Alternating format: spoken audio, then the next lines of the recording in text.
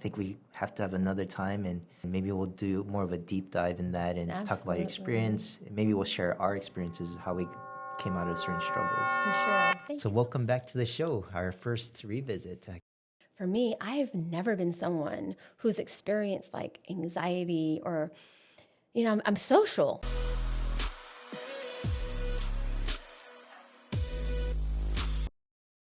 Today, Guam and Beyond, this is Dr. Luan Wen. Welcome to the Newgen Peak Performance podcast, where we optimize mind-body relationships. And today we have Clare Calvo. She is the founder and co-owner of Synergy Studios. She hosts a segment on KUM called The Weekly Renewal. And she has a health and wellness advocate on Guam for over the last 20 years. So welcome back to the show, our first revisit, actually. Yeah, thank you so much for having me back, Doc. Yeah, so it's been over a year since we been having you on this podcast, but we've always kind of exchanged interviews and we always keep in touch. Yes. But I think it was about time to just revisit some things we talked about before, and then you also launched the program with the team, so I wanted to kind of get that out to the world. What happened, what it is. So I wanted to start off with the exciting program that you just launched at Synergy called the Strong Her program. Yes. So tell us a little bit about that. Well, that was exciting. And actually, because we were already, like the year prior, we were doing different events around the stages and ages of women, what they're going through, everything from postpartum to perimenopause and menopause and postmenopause. And so actually it was you and Jessie that first initiated it. And of course we got excited. We're like, oh, we would love to be a part of this. So it was a beautiful synergy of having this stronger, it was an 8-week program.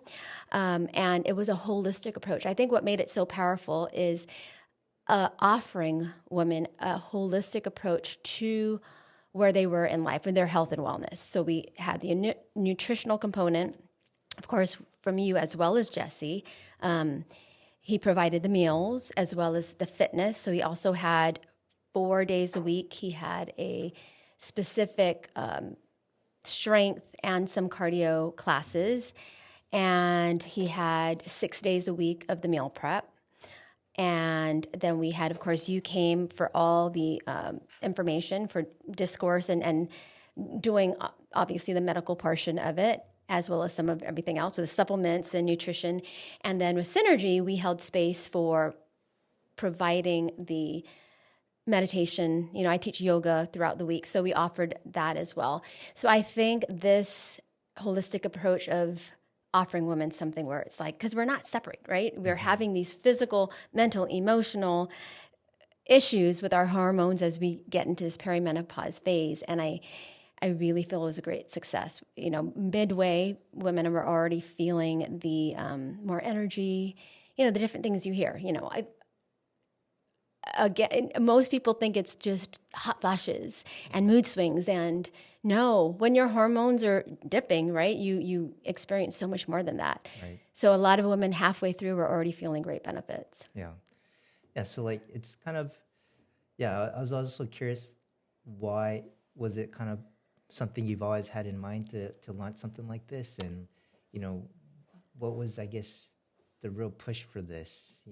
Was it something you experienced yourself, or like all the members that kind of really voiced out that this was not talked about enough, or this group of people were not being addressed and listened to? Or Absolutely. I think a lot of things that we offer, everything at Synergy, from the detox programs that we started like 19 years ago to this, for me at least, if I'm experiencing something and I feel, and you know me, because I've come to you and as well as the other Dr. Wen, wanting to do blood panels to get to the root. I always feel it's important to get to the root of issues, and this is something that not just I have been experiencing, but other women who come to the studio have talked about over the past couple of years. It's become more of, it's not taboo anymore to discuss menopause or perimenopause.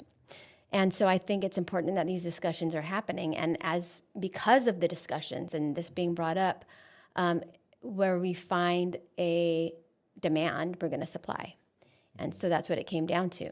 Yeah. So, and from my recollection, I don't think there has been a program as complete as this, especially in the focus of the group we're targeting, right? Yes. Perimenopause and the menopause postpartum. I think there hasn't been a complete program that has a nutritional, exercise, meditation, plus also support on the clinical side. So I think, yeah, it was the most complete, comprehensive, and I thought, yeah, this is something I wanted to join too. So, and for me personally, seeing on the clinical side, I felt that not many women are actually educated in the way that there are options. You know, they just think menopause is it's just something you got to deal with and rough through, and right, the hot flashes, and not just that, right? I mean, people can live through that, and I mean, affects their sleep, but I mean, things like brain fog, energy, weight gain, mood swings,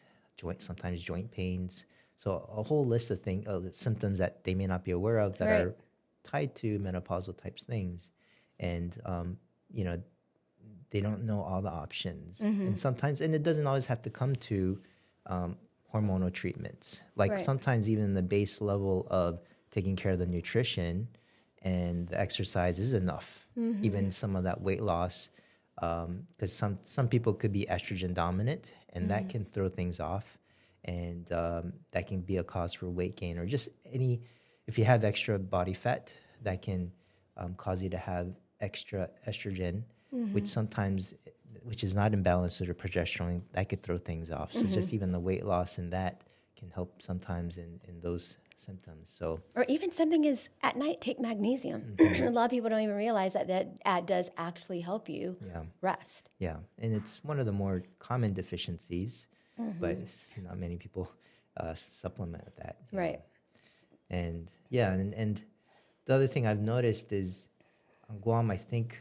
we're not quite up to the par of even bioidentical hormone treatments. Like it's still somewhat taboo among, I think, the clinicians here to prescribe. They're very hesitant. And I think there are a lot of clinicians are stuck on the past flawed researches, you know, from the Women's Health Initiative that used synthetic hormones, which potentially, that might have caused some issues. And an older age group as well, much older. But now we have bioidentical hormones, which I feel are a lot safer. Now, you still have to do your precautions and kind of have in mind, yes, maybe you have to be cautious of breast cancer and things with that if you're on hormones, but that's why we do screenings. But it seems to be more evident that as your hormones drop, the actual risk factors increase, and it's not the other way around. Right? So we're finding that, you know, the reason women start to have more heart attacks after the males, like in their 50s or 60s, is because of the estrogen drop. Sometimes the estrogen is somewhat protective of the heart. Yeah. So those kind of things, if you do hormonal, that might mitigate some of your risk actually for heart disease and strokes and things like that. Well, like you said, because I think most people think, okay, just, you know, you're dealing with hot flashes, you're dealing with, you know, mood swings, you know, what's a big deal? You're just, you know, but it is actually, it's not, those are symptoms of something else happening in the body. I didn't realize what the body goes through, even going through something like hot flashes. Yeah. And it's, what's also interesting is that I have not experienced the typical, what most people think, what you go through with menopause with hot flashes, maybe the mood swings, but I never had hot flashes. Mine showed up as, I didn't even know there was something called hormonal hives. Like the expression of the heat in the body came out a different way. Or, you know, then I went to like, is this what my inflammation is about? So when I even read up on it and listened to some of the doctors, the menopause doctors like Clare Calvo, who focus on this, they were just saying just the amount, just like the multitude of symptoms that are connected to menopause. So that's the other thing. It's like a lot of times you're kind of like, I've been frustrated coming to you, you know, like, I don't know, you know, we've done my blood panel, everything looks fine here. But it's also that, you know, you don't want to feel kind of, because sometimes you are told it's okay, you're just going through this and, you know, this phase of your life. But when it's persistent, I'm the kind of person who I want to get to the root of a problem. So I'm like, is this mold? Is it environmental? Is it my hormones? Is it the stress that I'm going through? And also those of us who are going through this phase right now, usually we're at that age where they call it like the sandwich of caring for our kids, taking care of them, and also caring for our elderly parents. So if we're already dealing with certain stressors and having these hormonal changes on top of it, it kind of magnifies. Yeah. So yeah, I feel any kind of support is needed. Nutritional, supplements, everything with estradiol and progesterone, and as well, the other practices that I personally do with when it comes to meditation and breath work. So yeah. And also just at a logistical standpoint, like it just doesn't make sense to me where people are afraid to supplement hormones because it'll cause breast cancer or things like that. But I think as long as you're balancing it to your ranges when you're in your 30s to 40 or 20s to 30s, yep. I think on a longevity standpoint, that's going to help. And that's probably what's been helping you, keeping you out of trouble. Right. Right. So as long as you're not overshooting, and, I think sometimes maybe people go back to how hormones can be dangerous is like the bodybuilders are injecting 4 or 5 times the amount of testosterone they should be taking, and right. they had those effects, right? If you're overdosing, yes. Yeah. And you're not balancing your hormones to your physiological levels, yes, certainly. Yeah. Underdosing, overdosing is going to cause issues. It's about balance, right? Exactly. And it's not just, and it's the tricky part is, you can't sometimes just look at one hormone and treat that because all the hormones work in an orchestra. So mm-hmm. all of them have to work together to get an optimized, everything from your thyroid to your insulin, because all of those play off of each other. So mm-hmm. if one's down, the other ones can be affected. So it's a whole orchestra that has to be managed. Right. Yeah. And the more tools, and why not, right? If you mm-hmm. have different tools to work with, try them all. Yeah. So long as, like you said, it's in balance and in moderation. Yeah. So, well, hopefully, maybe we'll launch again next season, I guess. But I think the great thing about so far is a lot of the women in the program are still continuing. We ended our phase, right, of mm-hmm. the Stronger program, but they're still continuing in doing the workouts. Right. Some of them are maybe still doing the meal plans. So I think that is a great benefit because consistency it's also, I think, the most important is that community. I said it to everyone. It's having that community is what's going to keep you going. Yeah. Absolutely. So. I mean, we see that with everything. When we have like fitness boot camps or when we have the 21-day detox, mm-hmm. after the detox, people have that to take with them forever. Mm-hmm. They have our booklet, they have all the information. But the reason why they'll come back again and pay is because there is truly something about doing something together with others.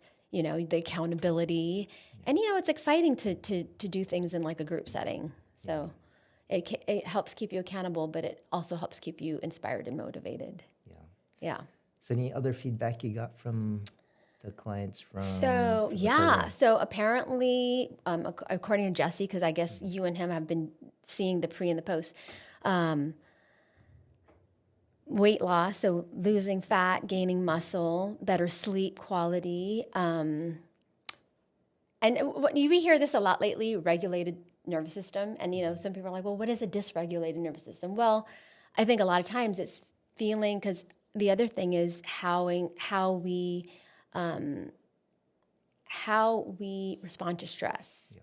And with everything going on internally and externally, that shows up in many ways. So I think also just feeling overall good. You know what I mean? When we want to feel healthy and good, it's not just, physically strong and mentally clear, having clarity, having good sleep. It's all of that together. And and that's the thing, going through this, it's like not just a fluctuation of hormones, but it's really keeping a regulated nervous system. And that for me has been huge. Because for me, it wasn't so much about, aside from like hormonal hives, but for me, I've never been someone who's experienced like anxiety or, I'm social. And I found these past year or two where I'm not wanting to be as social. And that's okay. We all go through phases, but to the point where at one point I thought that I was experiencing anxiety. Mm-hmm. And given my job, I instruct classes, I'm always around people. I'm like, okay, no, I need to like get to the bottom of this. And so whether it's supplements, I feel like what was huge for me at least is really doing the inner work, and breath work has been huge. I mean, now they're finding how, the neuroscience and epigenetics is seeing how chronic stress, how that affects us at a cellular level, and how meditation, and now finally, what we've been doing forever, with the lineage of yoga, now there's science behind it that says, wow, there's something behind meditation, and neuroscientists are actually studying and seeing the biological, the physiological things that happen to the brain and to the body, to the different systems when you're in a state of meditation.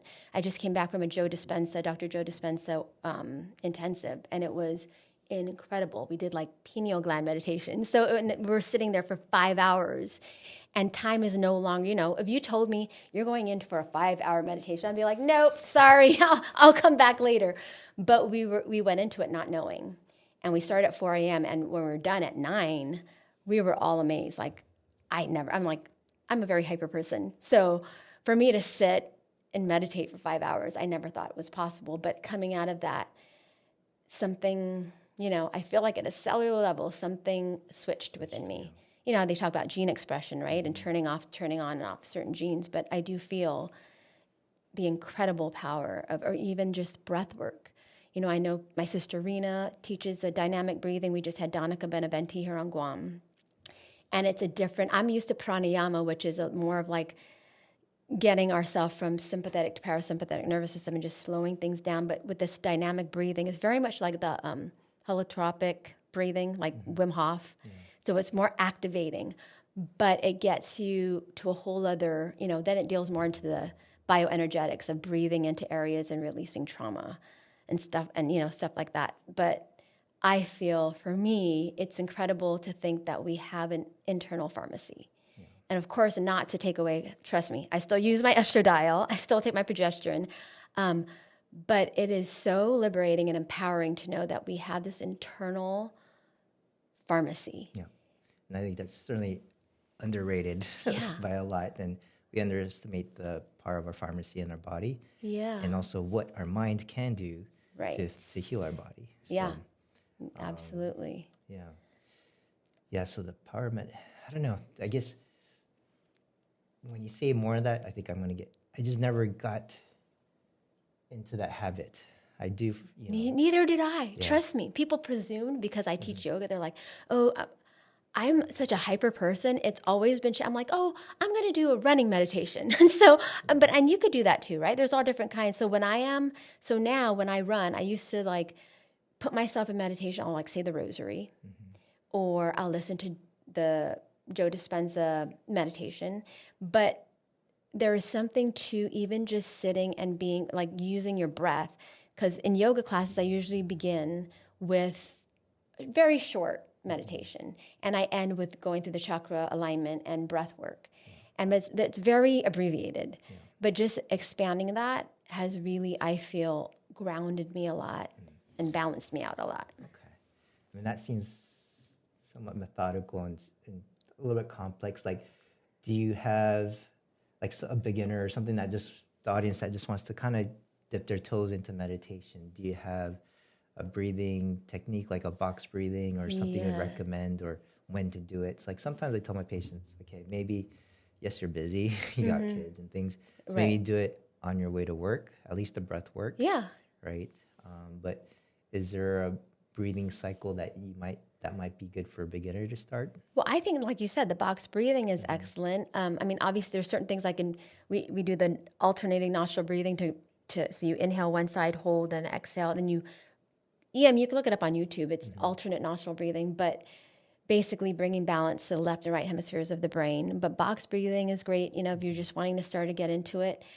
I find, because I have a very active mind, I find creative visualization. So when I do my breath work, I visualize light from the crown of the head. I call it like a body scan. And even at the end of my yoga practice, at the end, we do a body scan, and we just visualize the light coming through the brain. And I'll talk them through it. And you just visualize the light as you're breathing. As you inhale, pull it in. As you exhale, allow it to span. Inhale, pull it in. Exhale, allow it to span. So you're having that visualize. And I think it helps because we have such monkey minds. For me, at least, I need visualization to hold me in that space of presence, of breathing in, whether I'm like visualizing the light pouring in or allowing the body to expand with each inhale, contract with each exhale. That's very effective for me. And I feel it's simple. It gets you simply into that state of stillness. Yeah. Okay. And maybe for the people that are not sure if meditation is for them, or they're like, okay, will that be a big benefit? There is technology out there, which I gave a demo at the Stronger program, is a device called the Heart Math. So it checks your heart rate variability, but to a better degree than like your heart, your Apple watches or your Garmin watches. And it really tells, your heart coherence, basically how well your heart is in a parasympathetic relaxed state. So we can measure that through devices now. So it's incredible. You could see, yeah, maybe you will do really well. You get good gains off of things like meditation, and yeah, that's something that opened my eyes. Because I normally think of myself as a pretty calm, pretty chill guy. Yeah. Don't get angry that often. But when I did the heart math device, like my heart coherence was not great. It was a little all over the place. So I was pretty shocked. And do they give you recommendations? So and then they'll tell you what to do with that information? So this device, there are games, or there are things that it can kind of guide you through, some of the breathing, or but a lot of it's more kind of like almost like a in and out on a rhythm, pretty basic stuff. So that's where you have to maybe work with a heart math device certified person to do all the different techniques. Right. Yeah. Or maybe just see you do the hard work. Meditate. Well, interestingly, because you are very calm, just being around you, I feel calm. Whereas I feel like I'm always kind of, I try to ground myself a lot because I feel scattered sometimes. But when they take my blood pressure, I mean, thank goodness, it's always quite low, which has surprised me. So I guess, and that's the whole thing, even with like bioenergetics, because a lot of the things we're not even conscious of that we're holding on to. Yeah. And that, I've always done EFT tapping, and that's something I continue to do. I've been doing that for a long time, because that is another thing that I feel quickly helps me if I'm feeling like a sinus issue, or if I'm feeling like an upset stomach, I'll go straight to the EFT tapping, emotional freedom technique. And I don't want to say it's like magic, but it is. I feel like, wow, afterwards I'll take my deep breath and I'll feel better. Maybe not a completely 0 from like a 7 or 8, but at least down to like a 2. Yeah. Okay. So I just wonder, how much, if you think about it, those are the things we're conscious of, how much we hold on to subconsciously. Yeah. And that I wholeheartedly agree. I think we need to focus a little bit more on this kind of stuff, the EFT, meditation, looking at parasympathetics. So a lot of the symptoms that come in, like I have quite often people that come in with like palpitations, chest pain. It's not cardiac necessarily. They're not having a heart attack, but I think it's all that stress burden manifesting in palpitations or some weird vague symptoms that can't really see on the labs. Right. A lot of that could be holding on to emotional baggage or just chronic stress, and just addressing that, managing that, or it can be the solution. And it's overlooked, I think, especially on the primary care side. Yeah. Well, I mean, even me, as a yoga instructor for 22 years, I was always like, oh, I feel very relaxed. I feel the other day, maybe like a year ago, I didn't even realize that I was with someone I was dating, and he was going to hold my hand, but I had a fist. He's like, are you aware that you walk around with fists? And I did not even, and even my massage massage therapist friends, a lot of times they'll tap me because they're like, let go of your shoulder. It's like I have to consciously, and a lot of times that's what it is, just exhale. And you don't even realize what the body's holding on to until someone, brings you to that awareness. So right now I am training myself to become more self-aware about those things and breathe into those areas. Yeah. So a lot to explore, and I want to learn a little bit more about that, but maybe I'll check out some of your yoga or meditation classes too, to get me on track. Great. All right. So moving on, I wanted to ask, have you tried any new methods of healing, optimizing the body? I see some supplements here. What do you do to take care of yourself? anything new since we last talked? So, yeah, the last time we spoke, I was really huge into the methylene blue. And, I find that I use myself as a guinea pig. I'll try things for a while. I'm like, okay, I'll see like how, if I feel any different or not. And some of the things that I feel are, I've stayed true to, of course, my supplements, my vitamins, minerals, but of course, the liquid glutathione is something that I still use. This is something I brought you, one of the soursop, moringa, sea moss, oregano, turmeric, and black seed oil. The reason why I love this is because if you come to my house, you'll see my entire wall looks like I have my own pharmacy there. So I like that this is so many packed into one. And it's not a pill. So I use more tinctures than I do pills because it's more bioavailable. It absorbs better into my body. But as far as the last time I was here, I was going to get into peptides. I do take a certain peptide, the BP157, and that's something primarily for my gut. Yeah. You take that subcutaneously? No, I take it. No, I take the pill. That is the one that they say is better to take orally. I'm a little nervous about needles, so I was looking into taking a subcutaneous version of. It wasn't that. There was 3 others, but because after that Joe Dispenza, I mean, even this past year, I feel like I've been reaching out, trying this, trying that, and I feel like for a while now I've been called to go inward and doing more. So I've really been heavy into more pineal gland meditation, doing breath work. So it's kind of like I studied yoga for a while, and a very short amount of time I studied Kundalini. And it's similar in that you're bringing the energy from your root up to your crown. But with Dr. Joe Dispenza, we did this specific pineal gland meditation using the breath. And I found it very similar to that, but so I've been doing that quite a bit, and that has been mind-blowing.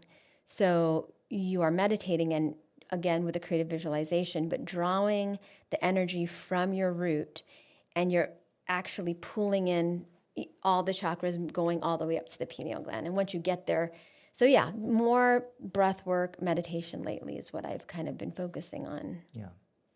I see that you have methylene blue. Yes. So the last time we talked, we talked about that. So I did try it. I got registration to be able to supply methylene blue. Oh, very good. Contract with them. But I've tried. It's a sublingual form, so just kind of in a pill form that you just put under the tongue or in your mouth. So you don't get all blue like this. Yeah. So sometimes, like the way I've been using it is. Sometimes I get that afternoon slump. So before I might like lean on some, energy drinks or some sort of caffeine or like maybe a Diet Coke sometimes, which is not as horrible, but that to kind of pep me up. But then I feel that this could just do as good of a job and it's, absolutely cleaner or better. Yeah. In a way. So I think this could be a potential energy booster for your afternoon slump. But the real way is to let it melt all the way on your tongue. But I don't want to talking to patients like a blue mouth. With a blue tongue. I let it dissolve for maybe like a minute, so it gets some, and then I swallow it. Yeah, because it still gets absorbed in the gut, still fine. Right. So I've used that, but since doing stem cell and things like that, I felt like I haven't had the need to do methylene blue. I think going forward, I'll probably do more like NAD and alpha lipoic acid IVs to maintain my energy levels. Yeah. But maybe I'll use that once in a while for those days I feel like I need some energy. Yeah, that's why I still have it boxed, because I haven't used, I was getting it monthly, and I'm like, I don't really use it much anymore. Because for me, it felt like taking the place. I used to do wheatgrass shots a while ago, and they don't taste very good, but it had that same effect. I'm like, oh, I feel energy. I feel clear. All those things of just feeling like aligned, right? So, yeah, now I just rely on my breath. All right, and you got your chlorophyll. Yeah, great. So glutathione, chlorophyll is great detoxifiers. Yeah, because we are constantly exposed to so much chemicals. And that's why, I even wear, I know there's a lot of debate around it about wearing these things that help protect, shield you from EFTs, but it's, I don't know, just to make sure the electromagnetic, Magnetics, yeah. yeah, And my thought on that is most people are going to be fine. yeah. Being around Wi-Fi, 5G, whatever. But if you're a sensitive But person, there are probably a subset of people that are sensitive to Wi-Fi or, these frequencies. So some people might benefit from using the shields or turning off their Wi-Fi at night, right, things like that. Yeah. But I think most people would be fine. Well, also, not to go off subject, but Yeah. also the fact that February and then this month, we've had many X-class and M-class solar flares. Like we have these incredible, with all the activity of the sun, the solar cycle 25. So I feel like we're already getting so much radiation from that. So on top of that, what we have here, man-made, it just seems the same way. We do detox programs and whatnot because, our bodies are incredible and we have our own detoxification system. But when we're overloaded with the environmental, with like what's going on in the beyond the earth and over, what's being emitted from the sun, we want to be as gentle as we can with our bodies. So I just feel like however way I'm going to, because I do feel sensitive. Like I'll know, like with sinuses or different issues, it doesn't feel right. And I'm like, okay, well, I'm eating clean. What could it be? Then I'll find out the next day I listened to this geophysicist, Stephen Burns. He's like, oh, we just had this X-class fair. I'm like, okay, figures. So I'm mindful and not to fall into the fear of that, but just to be aware. Yeah. And then your last thing you got here, this is mycofuel. What is this? Different mushrooms. Different mushrooms. Reishi, lion's mane. Yeah. Yeah. Okay. So Cordyceps. because I drink coffee and I love coffee and no one's going to stop me from drinking coffee. So I actually have this mixed into it. Yeah, that's a pretty good blend. So the lion's mane I love for clarity. I did use cordyceps for a while because it's oftentimes used a lot for pulmonary blends. So like when I was trying to get over long COVID and things and lung issues, cordyceps was often in the blends that I had. So that could be a powerful pulmonary supplement. Reishi, chaga. Yeah, not too familiar with chaga, but that's for me, for my nervous system. And turmeric, anti-inflammatory. Yeah, okay. And one thing that I do almost religiously to keep my immune system strong, as well as a concoction of lemon, garlic, ginger, turmeric, black pepper, and honey. Okay. Yeah, that's like something I whip of him. And even if my son, if I hear him coughing or coming down with something, things that are just anti-inflammatory as well. Yeah. So let's tie this back. Let's kind of, we talked about a little bit of the supplements, and you don't use that as much. And of course, we like to experiment, and we like, try to find things to get over certain humps in life and conditions that we may face, right? Then some things will trend in and out. But overall, you've stayed fit. To a certain degree, you've stayed healthy, and what has been your routine? What did you feel that was helpful to stay fit and healthy all these years? Well, aside from it being my job, right? So I teach. I've been teaching dance, fitness, yoga, now Pilates reformer. So I really have to stay fit because I'm teaching classes. But I feel, especially as now I'm into my 50s, I'm not just 50, I'm into my 50s, I've realized more and more, like back then it was like more about the aesthetics. I'm like, oh gosh, I feel a little bit of a bulge or whatever. It was primarily aesthetics.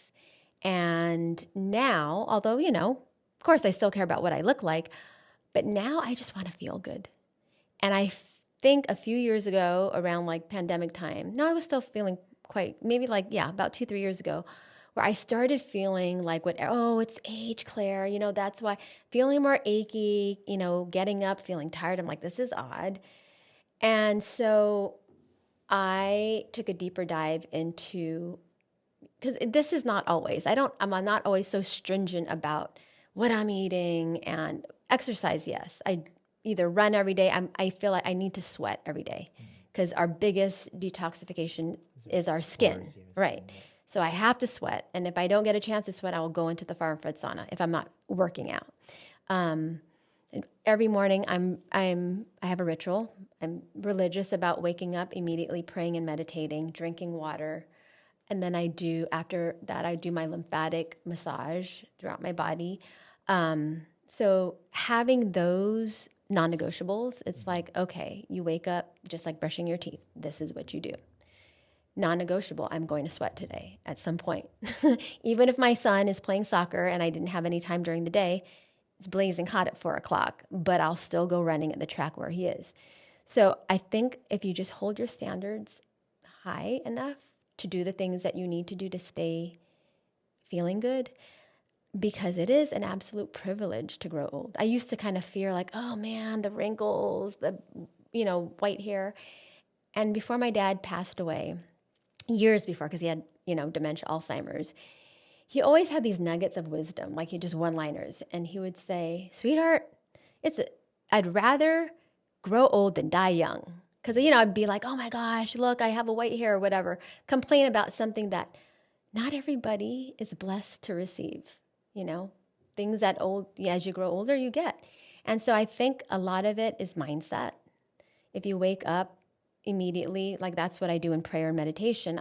Part of it, because I'm sitting there for about an hour, but there is a gratitude, there is a moment of like thinking of all the things that I'm grateful for. So I think because it's not just physical, working out, eating clean, but the spiritual, mental, emotional, energetic component is huge. Like I see it, soul or spirit, soul, mind, body. And this is the most dense form. So this is where we feel it. But lately I've been wanting to work more on that realm because I feel it affects things at a deeper level and more expediently. Okay. So yeah, I'll probably get into more of that realm, experiment with that. So yeah, you're going to help me with that as well. Yeah, But, absolutely. until next time, yeah, we'll end the show. I think that's a great place to end the show. Awesome. And thank you guys for tuning in. Thanks for coming again. Thanks so much, Doc. Appreciate it.